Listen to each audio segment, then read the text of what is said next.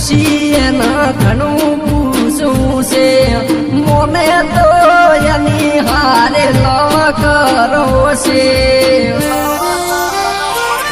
બનિયા કમના છો એવો મના કહેતા દાદો